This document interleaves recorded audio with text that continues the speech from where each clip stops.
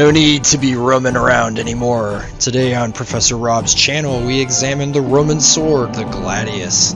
Considered one of the most effective weapons in the history of warfare, the Gladius was loved by the soldiers who used it and hated by all of those who understood its point. We will look at the different types, its history, practicality and technique, and finally why it continues to be one of the most important symbols of ancient Rome even today. The Gladius, coming up next on Professor Rob's channel. Next, we'll take a look at the history of the Gladius and its different types. Roman swords evolved significantly over time and purpose. The Gladius was a result of this cutting-edge experimentation, and above all, an example of a Roman state that was never afraid to adapt, even if that meant using its enemies' weapons. Early gladii evolved from the kopis, a Greek short sword that was used by hoplites during the height of the classical age. After a series of defeats, the Romans began adopting weapons from their neighbors to the north, the Gauls and the Iberians. Instead of borrowing tea and sugar, the Romans adapted their weaponry and borrowed the Gladius Hispaniensis from the Celtiberians on the border of modern France and Spain. Rome was fighting the Punic Wars against Carthage during the 260s to 130s BCE, and things were not going well. They'd witnessed the power of the Celtiberian weapons in the service of Carthage, and decided that they would adopt them for their own purposes. The Hispaniensis sword was longer than other gladii. It featured a wasp waist in the middle of the blade, and success in the Punic Wars led to further evolution from that point forward. The Mainz style, which was so named for the place in which it was discovered, in Mainz, Germany, had a similar blade shape but was shorter and more agile. By the 1st century BCE, the Mainz was being replaced by the cheaper and lighter Pompei style, again named from the location in which the sources were found. The Pompei version erupted onto the scene in the 1st century and was the most widely distributed of all gladii types, as Rome's most popular sword of that time.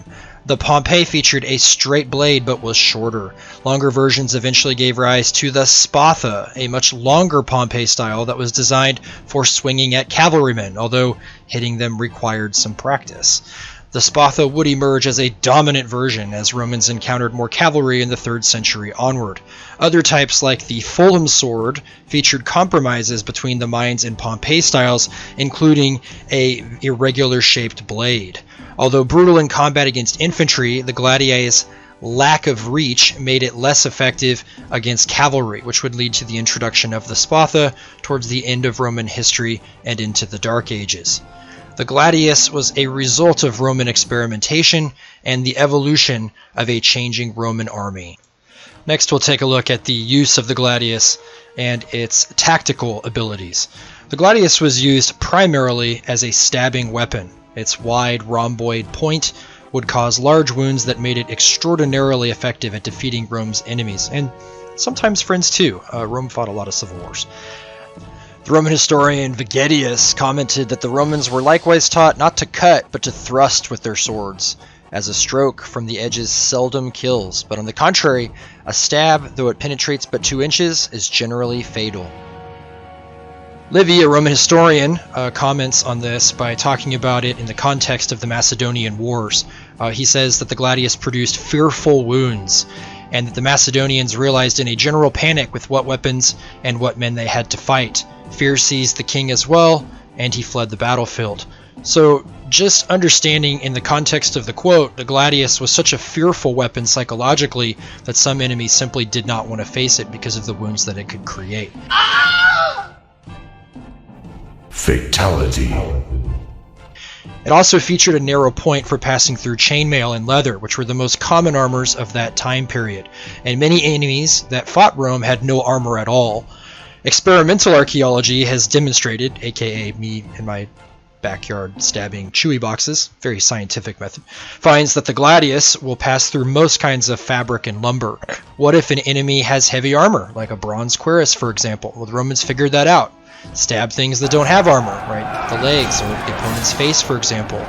There are recorded instances of this happening. All were considered fair game. Stabs were faster.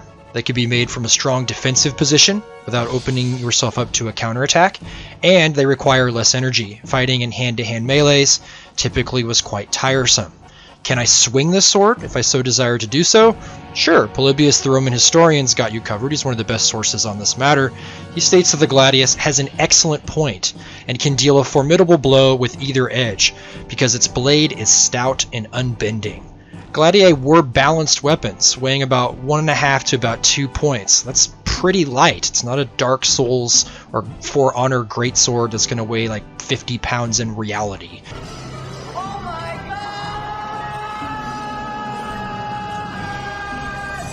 You know, it's not a Kingdom of Hearts Keyblade. It is a fairly short weapon that is extraordinarily balanced from end to end.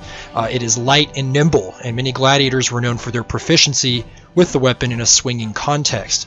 The real weakness in the army size version is the shield.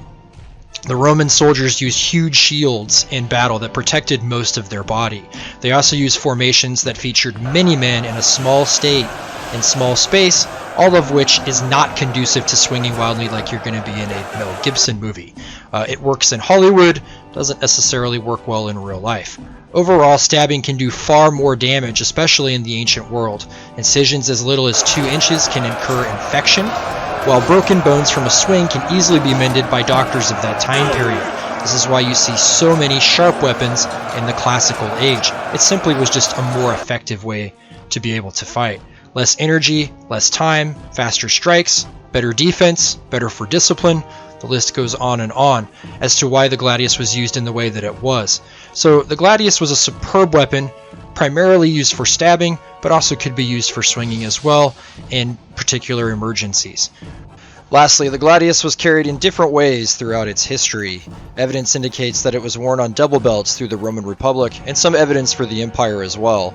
It was also worn more frequently on a baldric that hung on the soldier's right side. This was probably for ease of draw in a compact formation. But Professor Rob, you're wearing it on your left side. Did you not take 2nd grade? Do you not know your left from your right? Well, centurions and officers would typically wear their swords on the left as a status symbol. Also, being on the edge of their century, this allowed centurions ease of draw because of their position.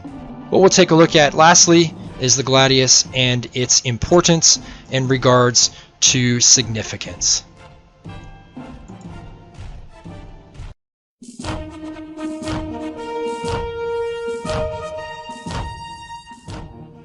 This concludes our study of the Roman sword, the Gladius. We've looked at its history, we've looked at its evolution, we've explored sources connected with it.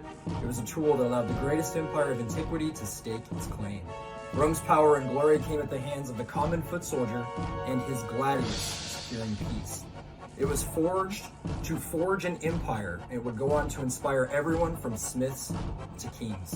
In this case, the pen was mighty, the sword made the pen relevant. Thanks for joining us. Make sure to comment and subscribe. What would you like Professor Rob's channel to cover next? Right, let us know in the comments. Remember, here at Hands on History, we don't just learn from history, we live it.